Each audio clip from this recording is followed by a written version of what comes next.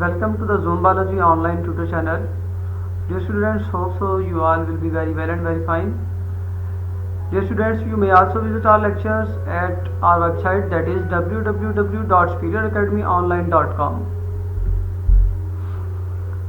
Dear student, आज हमारा topic biology class 9th में लेक्चर नंबर 14 है और टॉपिक हमारा है बायोलॉजिकल मेथड। चूँकि चैप्टर नंबर 1 जो है हमारा कंप्लीट हो गया है और चैप्टर नंबर 2 हम स्टार्ट करने जा रहे हैं, जिसमें टॉपिक हमारा है बायोलॉजिकल मेथड।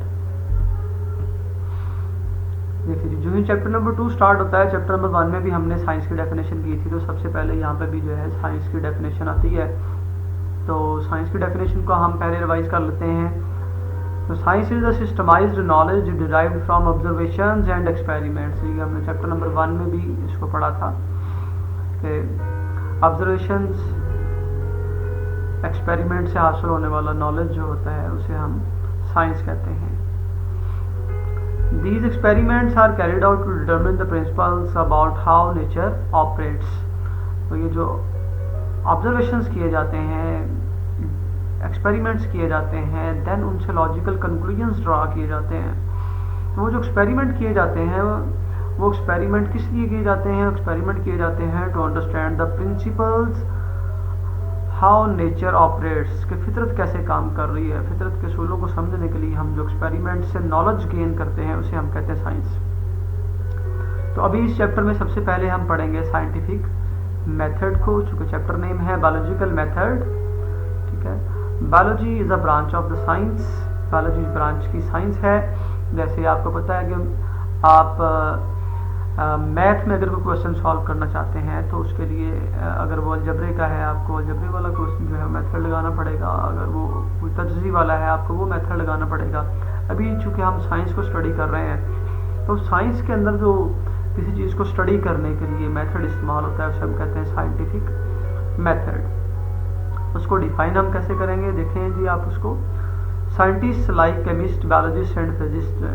साइंस के अंदर केमिस्ट भी शामिल है, बायोलॉजिस्ट भी शामिल हैं और फिजिस्ट भी शामिल हैं। केमिस्ट्री को स्टडी करने वाले, केमिस्ट्री का नॉलेज रखने वाले केमिस्ट हैं। बायोलॉजी वाले जो साइंटिस्ट हैं उनको हम बायोलॉजिस्ट कहते हैं। फिजिक्स वाले साइंटिस्ट को जो नेचर को स्टडी कर रहे हैं उनको हम फिजिस्ट कहते हैं। यूज़ द सेम मेथड, ये एक ही तरीक़ेकार इस्तेमाल करते हैं। कौन सा तरीक़ेकार? At the base of the observation and experiments को इस्तेमाल करते हुए ये नॉलेज गेन करते हैं। तो use the same method to make and test the new theories. तो नई थ्योरीज को बनाने के लिए और उनको टेस्ट करने के लिए एक ही मेथड इस्तेमाल करते हैं। This method is called the scientific method. तो इस मेथड को हम साइंटिफिक मेथड कहते हैं, यानी कि ऐसा मेथड जो बायोलॉजिस्ट, फिजिक्स या जो केमिस्ट हैं वो यूज़ करते हैं to make and test the new theories. उस साइंटिफिक मेथड को हम क्या कहते हैं? साइंटिस्ट मेथड कहते हैं। तो अभी हम पढ़ेंगे बायोलॉजिकल मेथड को। ठीक है, जैसे अभी साइंटिफिक मेथड में हमने पढ़ा कि बायोलॉजिस्ट, फिजिस्ट चाहे केमिस्ट इस्तेमाल करें अगर किसी मेथड को, तो वो साइंटिस्ट मेथड होता है, साइंटिफिक मेथड होता है। तो यानी कि जो बायोलॉजिस्ट मेथड इस्तेमाल करेंगे वो भी साइंटिफिक मेथड होगा, लेकिन उस साइंटिफिक मेथड को हम कहेंगे बायोलॉजिकल मेथड। देखें जी, द साइंटिफिक मेथड यानी ऐसा scientific method in which biological problems are solved. ठीक है, बायोलॉजिकल प्रॉब्लम सॉल्व की जाएंगी। ठीक है, कि जो बायोलॉजिस्ट होगा वो जब साइंटिफिक मेथड को अप्लाई करेगा तो वो क्यों करेगा? जैसे मैथ का अगर आपको क्वेश्चन दिया जाएगा तो आप मैथ का कोई मेथड इस्तेमाल करेंगे। अगर आपको बायोलॉजी के रिलेटेड प्रॉब्लम दी जाएगी then you have to apply the biological method, scientist method. तो जब एक बायोलॉजिस्ट जो है वो साइंटिफिक मेथड को यूज़ करेगा to solve the biological problem, उसे हम बायोलॉजिकल मेथड कहेंगे। डेफिनेशन कैसे की जाएगी? The scientific method in which biological problems are solved, जिसमें बायोलॉजी की प्रॉब्लम को सॉल्व किया जाए, is termed as the biological method. उसे बायोलॉजिकल मेथड बोलेंगे। It comprises the steps a biologist adopt in order to solve a biological problem. तो biological problem को solve करने के लिए जौन से वो स्टेप लेता है वो स्टेप होंगे बायोलॉजिकल मेथड के। अभी हम उन स्टेप्स को स्टडी करते हैं, steps of the biological method. कि कौन कौन से ऐसे स्टेप हैं जो बायोलॉजिकल मेथड में एक बायोलॉजिस्ट यूज करता है to solve a biological problem. देखिए जी, तो सबसे पहली बात ये है, जैसे ही आपको, जैसे मैथ में आपको कोई क्वेश्चन दिया जाएगा तो आप सबसे पहले उसको रिकॉग्नाइज करेंगे। आप देखेंगे ये क्वेश्चन अलजबरा से सॉल्व होने वाला है, आप देखेंगे ये तजदीद से सॉल्व होने वाला है, आप देखेंगे इसमें कौन सा क्या सवाल क्या पूछा गया है मेरे से, उसको रिकॉग्नाइज करेंगे, उसकी पहचान करेंगे।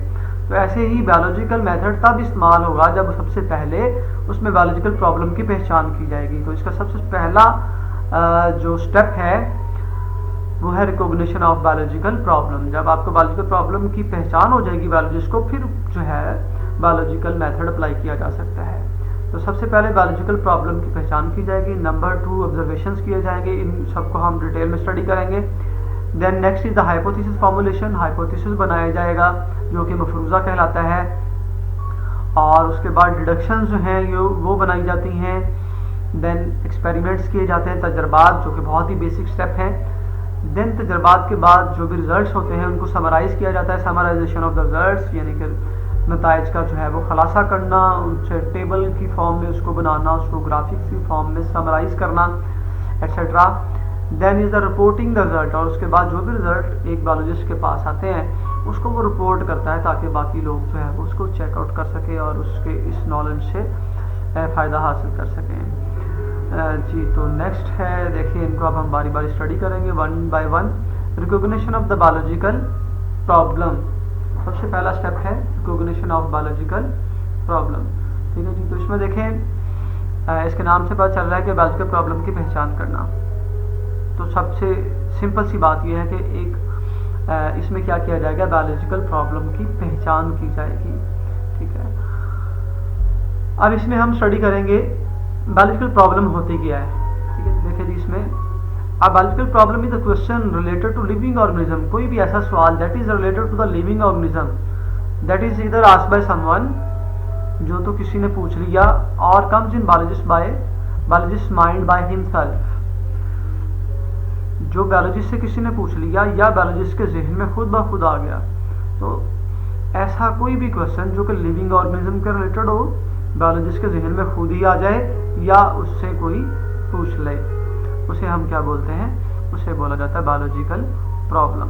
तो बायोलॉजिस्ट यूज़ करते हैं बायोलॉजिकल मेथड को जब उनका सामना किसी बायोलॉजिकल प्रॉब्लम से होता है, यानी बायोलॉजिस्ट से किसी ने पूछ लिया, जैसे आजकल ये बायोलॉजिकल प्रॉब्लम जो है ये चल रही है, कौन सी, corona, what is the cause of corona, तो what is the treatment of corona. अब बायोलॉजिस्ट क्या करेंगे, बायोलॉजिस्ट बायोलॉजिकल मेथड को अप्लाई करेंगे। ठीक है, हम क्या कह सकते हैं, हम ये भी कह सकते हैं what is the cause of malaria, malaria की वजह क्या है। ठीक है, तो ये एक क्वेश्चन है जो कि लिविंग ऑर्गेनिज्म का रिलेटेड है, कि जानदारों को ये फलां बीमारी क्यों हो जाती है। ठीक है, तो उसको हम क्या बोलेंगे, बायोलॉजिकल प्रॉब्लम। अब इसके बाद दूसरा स्टेप आ जाता है ऑब्जर्वेशंस। जब बायोलॉजिस्ट को बायोलॉजिकल प्रॉब्लम की रिकॉग्निशन हो जाती है, उसको पता चल जाता है कि बायोलॉजिकल प्रॉब्लम क्या है, तो बायोलॉजिस्ट क्या करते हैं, देन ऑब्जर्वेशंस करते हैं, वो मुशाहदा करते हैं, उसके बारे में गौर व फिक्र करते हैं। ऑब्जर्वेशंस की डेफिनेशंस हम कैसे करेंगे, informations gathered through the use of 5 sensors, के 5 सेंसर्स इस्तेमाल करके, ये 5 में से कोई भी सेंस इस्तेमाल करके, जो कि हमारे पास विजन की है, देखने की है, हेयरिंग सुनने की है, स्मेल सूंघने की है, टेस्ट चखने की है, और टच जो है वो छूने की है। 5 तरीकों से, 5 सेंसर्स से, या 5 में से किसी भी सेंस को आप देख के ऑब्जर्वेशन कर सकते हैं। आप किसी चीज़ को सुन रहे हैं, ये ऑब्जर्वेशन है, आप किसी चीज़ को पढ़ रहे हैं, ये ऑब्जर्वेशन है, आप किसी चीज़ को स्मेल करते हैं, ये ऑब्जर्वेशन है, आपको कोई चीज़ दी जाती है कि इसको चेक करें, आप उसको टेस्ट करते हैं, ये ऑब्जर्वेशन है, आपको कोई चीज़ आप उसको चेक करते हैं सॉफ्ट है या हार्ड है, ये क्या है, ये ऑब्जर्वेशन है। तो इन 5 सेंसर्स को इस्तेमाल करके जो भी इंफॉर्मेशन गेन की जाती हैं उन्हें हम क्या बोलते हैं, ऑब्जर्वेशन बोला जाता है उनको। टाइप्स ऑफ ऑब्जर्वेशन, ये जो डियर स्टूडेंट, ये जो डेफिनेशन है ये आपकी बुक में नहीं है, आप क्या करेंगे, आप इसको नोट कर लें अपनी बुक में। उसके बाद जो है आपको पता होना चाहिए कि ऑब्जर्वेशन में 5 सेंसर्स कौन सी जो है वो यूज होती हैं। टाइप्स ऑफ ऑब्जर्वेशन, ऑब्जर्वेशन कितने टाइप्स के होते हैं, there are 2 types of the observations, qualitative observations and quantitative observations. अभी हम डिफरेंशिएट करेंगे क्वालिटेटिव ऑब्जर्वेशंस को और क्वांटिटेटिव ऑब्जर्वेशंस को। देखें जी, types of observation, there are 2 types of the observations, quantitative observations and qualitative observations. तो पहले हम देखेंगे क्वांटिटेटिव ऑब्जर्वेशंस कौन से होते हैं और देन क्वालिटेटिव ऑब्जर्वेशन को देखेंगे और फिर हम डिसाइड भी करेंगे भी कौन से वाले ऑब्जर्वेशंस जो हैं which observations are the more accurate and why, कौन से ऑब्जर्वेशन ज़्यादा अच्छे हैं, दुरुस्त हैं और क्यों हैं। सबसे पहले डेफिनेशन करते हैं the observation which are invariable, जो कि मुतगय्यर नहीं हो, इनवेरिएबल हो यानी बदलते नहीं हो, एंड मेजरेबल और जिनकी पैमाइश भी की जा सकती है, and can be recorded in term of number और उनको नंबर की फॉर्म में हम लिख सकते हो और रिकॉर्ड कर सकते हो, are called the quantitative observations. ऐसे ऑब्जर्वेशंस को क्वांटिटेटिव ऑब्जर्वेशंस कहता है, यानी जिनसे हमारे पास किसी चीज की क्वांटिटी मेजर हो जाए और हम उसको in the form of number record कर सकते हो, these observations called as the quantitative observation. जबकि इसका उलट हम करेंगे the observation which are variable, जो कि वेरिएबल हो सकते हो एंड अनमेजरेबल और उनकी हम कोई पैमाइश नहीं कर सकते, हमको नहीं फलां बंदा ज़हीन है तो पैमाइश तो नहीं की जा सकती कितना ज़हीन है, and can be recorded in term of number and can not be recorded in term of number, उसको नंबर की फॉर्म में हम रिकॉर्ड नहीं कर सकते हो। अभी आप एग्जांपल देखेंगे आपको ज़्यादा अच्छे तरीके से समझ आएगी इसकी। देखेंगे the freezing point of the water is 0 degree centigrade and the boiling point is 100 degree centigrade. दूसरी साइड पे आप देखेंगे the freezing point of the water is colder than the boiling point. आपको पता है फ्रीजिंग पॉइंट ऑफ वाटर जिसमें पानी जमता है वो कोल्डर होता है यानी कि कम होता है देन द बॉइलिंग पॉइंट, उसके बॉइलिंग पॉइंट से कितना कम है किसी को नहीं पता, ठीक है। यानी इसमें हमारे पास देखिए इसको हम अब मेजर नहीं कर सकते, हमारे पास कोई नंबर नहीं आया इसका, हमें सिर्फ इतना पता है कि फ्रीजिंग पॉइंट कम होता है जबकि बॉइलिंग पॉइंट ज़्यादा है। ये नहीं पता फ्रीजिंग पॉइंट कितना है कितना कम है, ठीक है जी, ये नहीं हमें पता, हम उसको मेजर नहीं कर पा रहे, हम उसको रिकॉर्ड नहीं कर पा रहे, हमारे पास कोई नंबर नहीं आया है क्वालिटेटिव ऑब्जर्वेशन में। जबकि इधर हमें पता है the freezing point of the water is 0 degree centigrade and the boiling point is 100 degree centigrade. It means जो फ्रीजिंग पॉइंट है वो और जो बॉइलिंग पॉइंट है उसके दरमियान में कितने का फर्क है, 100 का जो है वो डिफरेंस है। तो उसमें हमारे पास नंबर भी आ गए और हमने उसको रिकॉर्ड भी कर लिया। तो आप इससे बड़ी बखूबी अंदाज़ा लगा सकते हैं कि कौन से ऑब्जर्वेशन जो है वो ज़्यादा दुरुस्त हैं। तो डेफिनेटली क्वांटिटेटिव ऑब्जर्वेशन ज़्यादा दुरुस्त हैं। तो दूसरी एग्जांपल भी पढ़ते हैं। Litre of the water is heavier than the litre of ethanol. पानी का जो 1 लीटर है वो एथेनॉल जो एथाइल अल्कोहल है उसके 1 लीटर से भारी होता है। How much heavier it is we don't know, कितना हैवियर है हमें नहीं पता, ठीक है। हमारे पास कोई नंबर नहीं आया, हम उसको कोई रिकॉर्ड नहीं कर पा रहे और हमें जो है सिर्फ एक ही बात का पता चला, उसकी क्वालिटी का हिसाब से पता चला है कि पानी भारी है जबकि एथेनॉल जो है वो लाइट है, बाकी कुछ नहीं हमें पता चल सका। अगर आप इधर देखेंगे तो पूरी क्वांटिटी हमारे पास आई है, पूरी मेजरमेंट हमारे पास आई है। A litre of the water weighs 1000 grams and a litre of ethanol weighs 789 ग्राम।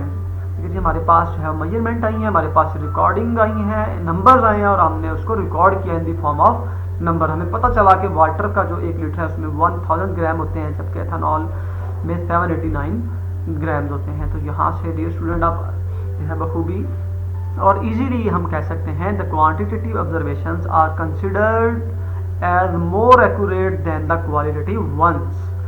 ठीक है, क्वालिटेटिव ऑब्जर्वेशन से क्वांटिटेटिव ऑब्जर्वेशन जो है वो मोर एक्यूरेट है। तो ये भी क्वेश्चन पूछा जा सकता है which type of observations are the more accurate.